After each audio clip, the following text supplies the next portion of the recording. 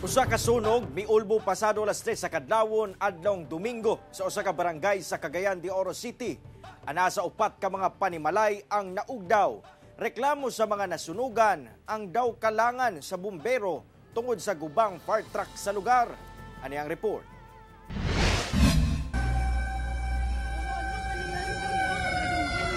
Daw nihayag ang kalangitan sa Parola, Barangay Makabalan, Cagayan de Oro City. Pasado alas 3 sa kadlawon adlong Domingo, human nga kalit miulbo ang dakong sunog sa lugar.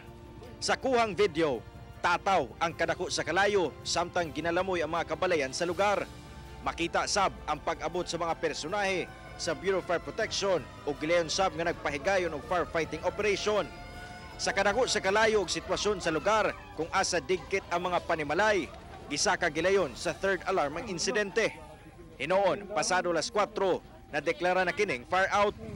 Sa tala sa BFP, miabot nga to si kapin 400,000 pesos ang damyo sa sunog, kung asa duha ka panimalay ang totally damaged ug duha ang partially damaged.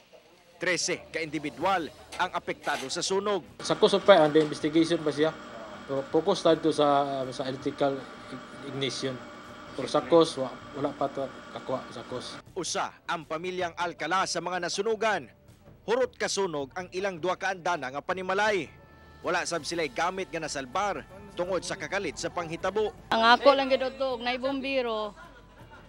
Kuan gid to, dili pa na mahurot among balay. Galing kay may bomberos barangay. Usa sa gitudlong hinungdan sa mga nasunugan ang daw langan nga pagresponde sa kabumbiruhan sa lugar tungod sa guba nga fire truck. Hinoon, gikumpirma sab kini sa BFP na sayran nga karong bulan sa Hulyo naguba among fire truck. Rason nga ang mga fire truck pa sa district office o mga kasigbit nga fire station ang miresponde sa insidente. Gani ila pagipakita sa GMA Regional TV 1 Mindanao ang kahimtang sa unserviceable nga truck tungod sa nagubang pump niini. Gipayo na naman na siya.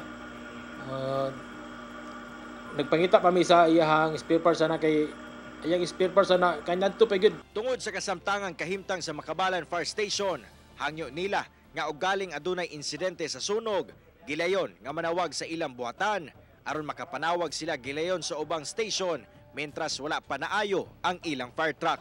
Kauban si Jaybert Pairat sa kamera. Ako si Cyril Chavez para sa One Mindanao.